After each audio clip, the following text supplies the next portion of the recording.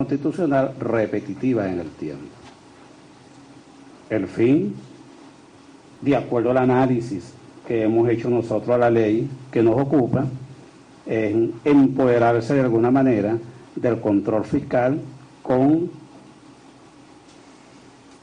visiones y basamentos exclusivos de carácter político y, como lo dije en una oportunidad, de perdón o amnistía camuflada, amnistía sombreada dentro de esa ley, de ese proyecto de reforma. El otro aspecto violatorio de manera flagrante de la Constitución de la República Bolivariana de Venezuela se refiere a la necesidad de la mayoría calificada para aprobar reformas o modificaciones de leyes orgánicas. El artículo 203 constitucional establece los parámetros, establece las directrices, establece el procedimiento para la sanción de leyes orgánicas. Y la misma suerte o tratamiento lo tiene, de acuerdo a ese artículo 203 constitucional, lo tiene o se requiere para la reforma o modificación de leyes orgánicas. Y es sabido, es un público, notorio y comunicacional que la Asamblea Nacional actual no tiene las 2/3 partes, carece de la mayoría calificada para aprobar este proyecto de ley orgánica. No es un invento, está en la Constitución, está en el artículo 203 de la Constitución. Esa mayoría calificada debe estar compuesta por las 2/3 partes de los diputados y diputadas a la Asamblea Nacional, de acuerdo al artículo 186 constitucional. Los integrantes que se requieren para ese 2/3 son los diputados y diputadas en la sesión plenaria. Otro punto que tenemos es lo relativo a la parte internacional, de una manera, no sé, rápida, quizá falta de asesoría de algún tipo, o quizás por pretensiones de cualquier otro tipo de carácter político.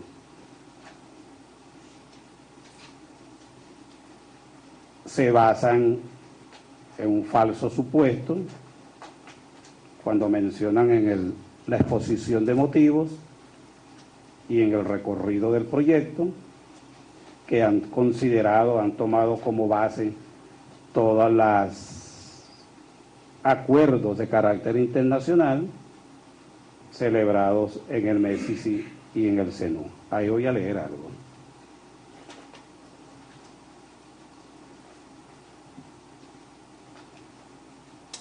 Ahí voy a leer algo.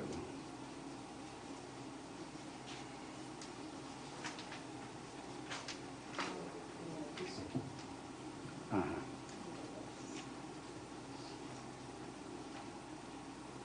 Iniciativa legislativa. Aquí está. Dicen en la exposición de motivos y en el proyecto reforma, entre otras cosas, que se fundamenten las recomendaciones formuladas por el Comité de Expertos del Mecanismo de Seguimiento de la implementación de la Convención Interamericana contra la Corrupción, MESIC, y de la Organización de Estados Americanos, OEA, así como por el Grupo de Examen de Aplicación de la Convención de las Naciones Unidas contra la Corrupción. Estos señores carecen de sustento y es falso de toda falsedad. Y la aplicación está viciada no solamente constitucionalmente, sino desde el punto de vista ético y moral, porque estos organismos internacionales aún no han emitido su informe final. Por lo tanto, ¿cómo voy yo a traer como fuente o como elemento para una reforma de ley o para una sentencia o para cualquier otro instrumento legislativo o judicial, fuente o elementos que aún no existen, que son propios de estas organizaciones de carácter internacional, por cuanto no existe un informe final? Además de existir ese informe final, esos argumentos no son de carácter vinculante. los organismos o los miembros o los órganos que acuden o acudimos a este tipo de eventos, los acatamos o no. El artículo 1 de la Constitución de la República Bolivariana de Venezuela, que para mí es la madre de la Constitución,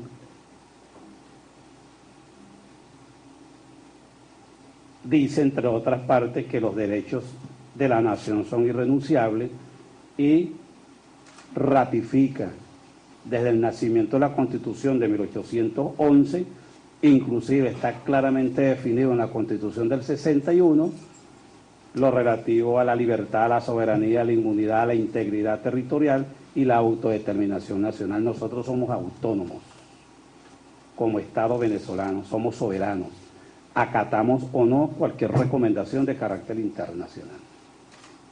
Por lo tanto, eso es falso, como dicen los juristas, falso de toda falsedad, ¿verdad, Emilio? Y lo falso de toda falsedad es írrito, y lo írrito no existe en derecho. Tenemos otro punto relevante, muy relevante, que es lo relativo a la independencia del poder ciudadano, con la pretensión de este proyecto.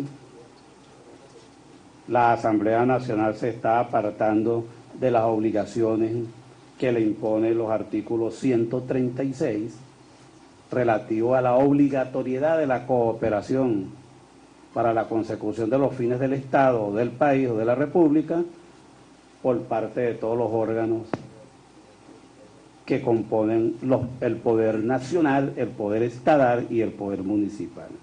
Es muy importante tener claro también la obligatoriedad que tiene el poder estatal y el poder municipal, no solamente el poder nacional. Si aparta del artículo 138 constitucional, 137, perdón, que lo seguiremos reforzando. Yo creo que mientras estemos en este globo terrenal, se dice, ¿no? Y Dios no dé vida desde el cielo, porque todos vamos al cielo.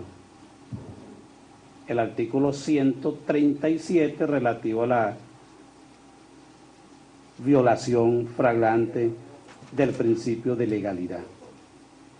Todo proyecto de ley, toda ley, si violenta el principio de legalidad, es inconstitucional. La Contraloría General de la República, el Poder Ciudadano, por órgano del Consejo Moral Republicano, está dispuesta o estamos dispuestos a solicitar o a apoyar al Poder Ejecutivo en el caso del derecho que le da el 214 constitucional respecto a la solicitud de la inconstitucionalidad de este proyecto de ley ante la Sala Constitucional del Tribunal Supremo de Justicia.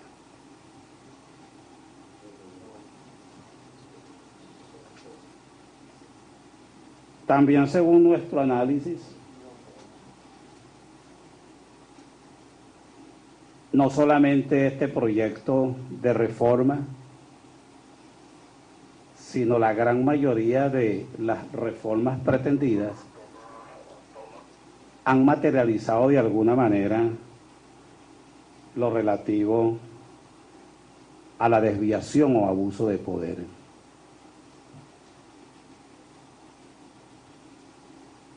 Han violentado de manera reiterada el artículo 138 relativo a la usurpación por parte de autoridades, y la usurpación hace el acto legislativo o hace el acto administrativo o hace el acto jurisdiccional nulo, de nulidad absoluta. Porque nosotros consideramos que se ha materializado a lo largo de las actuaciones en los últimos meses por parte del Poder Legislativo, por órgano de la Asamblea Nacional, este artículo 138, porque es repetitivo, señores. En todas las sentencias que se han recurrido de nulidad ante la Sala Constitucional del Tribunal Supremo de Justicia, se evidencia que es reiterativa la violación de este artículo 138. Bien, palabras del Contralor General de la República, Manuel Galindo, todo esto pronunciándose en función